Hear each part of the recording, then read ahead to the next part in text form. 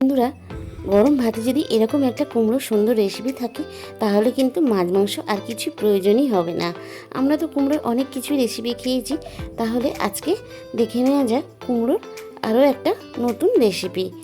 এর জন্য আমি দেখো প্রথমে নিয়েছি একটা এরকম ছোট্ট গোটা কাঁচা কুমড়ো। এবার কুমড়ো পেছনটা আমি এরকম করে কেটে বাদ দিয়ে দেব। এরপর দেখো ভেতরের যে শাঁসটা মানে দানাটা থাকে সেটা আমি এইভাবে ঘুরিয়ে ঘুরিয়ে সবটা বের করে নেব।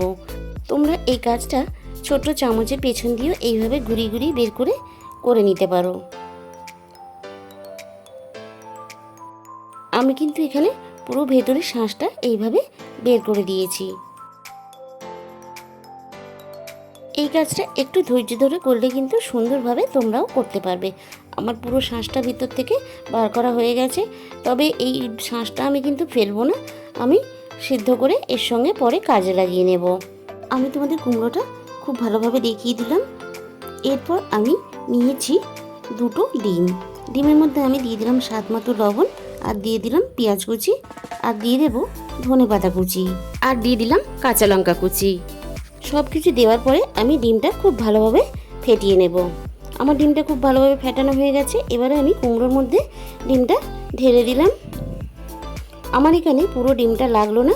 এবারে কুমড়োর যে পেছনের অংশটা আমি কেটে বাদ দিয়েছিলাম সেই অংশটা জোড়া লাগিয়ে এই কাঠির সাহায্যে আমি ডিমটা যাতে না ভেতর থেকে বেরিয়ে আসে তার জন্য আমি আটকে দিলাম।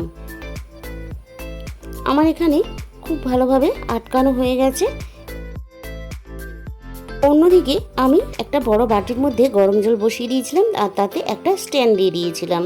এবার কুমড়োটাকে আমি এই স্ট্যান্ডের উপরে রেখে দেব।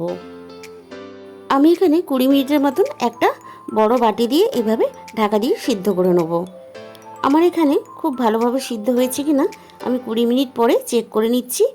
দেখো এখানে কুমড়োটা খুব ভালোভাবে সিদ্ধ হয়ে গেছে। এবারে আমি কুমড়োটা তুলে ঠান্ডা করে তোমাদের কাছে দেখিয়ে দিচ্ছি। এবারে আমি কাঠিগুলো খুলে নেব। কাঠিগুলো খোলার পরে আমি ভিতরটা তোমাদের খুব ভালোভাবে দেখিয়ে দিচ্ছি। দেখো ডিমটা জমে গিয়ে একেবারে শক্ত হয়ে গেছে। এবার আমি কুমড়োটাকে মাঝখান থেকে কেটে ছোট ছোট করে টুকরো করে পিস করে নেব। এইভাবে কুমড়ো আর ডিম একদিন ভাপানো মাখা তোমরা একদিন হলেও বানিয়ে খেয়ে দেখো, অসাধারণ লাগে গরম ভাতের সাথে।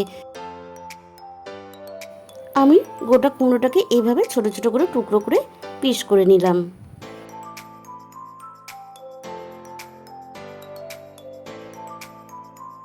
আর এইভাবে ছোট ছোট করে টুকরো করে পিস করে নিলে তাহলে ভিতরটাও খুব তাড়াতাড়ি ঠান্ডা হয়ে যাবে, মাখতে সুবিধা হবে, তাই আমি এটা করে নিলাম।